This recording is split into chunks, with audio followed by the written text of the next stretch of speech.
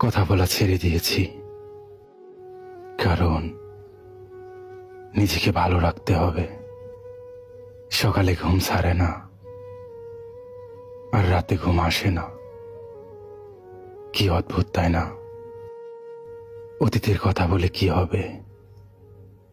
জানি তো, সবাই জানার পর নিজের মতো করে ব্যবহার করবে।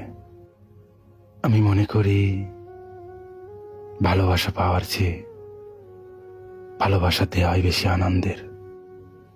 যাকে সত্যিকারে ভালোবাসা যায়, সে মানুষটা শত অপমান করলেও তাকে ভোলা যায় না, কারণ ভালোবাসার রাগ অভিমান সবই থাকে। আমি মনে করি ভালোবাসার সবচেয়ে বেশি ইম্পর্টেন্ট দুজন দুজনকে বোঝা। সেসব সম্পর্ক সবচেয়ে বেশি সুন্দর যারা একে অপরকে নিজের মনের কথা খুলে বলে, আর অপরজন সেসব বুঝতে চেষ্টা করে। এই পৃথিবীতে সবচেয়ে অসহায় সে, যে নিজের রাগ অভিমান কাউকে দেখাতে পারে না, চিৎকার করে কাঁদতে পারে না। করুণাও এক ধরনের ভালোবাসা, যে ভালোবাসা মানুষকে একসময় অসুস্থ করে দেয়। কাউকে বিশ্বাস করার আগে একবার হলো ভেবে নেওয়া উচিত সে মানুষটা বিশ্বাসের যোগ্য কিনা।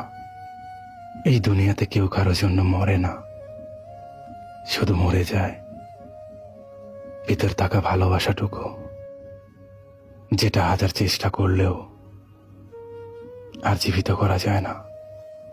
তুমি আমাকে ছেড়ে গিয়েছ, আমার বিশ্বাসটাও নষ্ট করেছ, আমার ভালোবাসাটুকু মেরে ফেলেছ, যেটা আমি চাইলেও দ্বিতীয়বার আর কারো প্রতি জন্ম দিতে পারবো না। ভালোবাসা এমন এক সম্পর্ক যেটা করতে দুজনের প্রয়োজন হয়, কিন্তু ভাঙতে একজনই যথেষ্ট।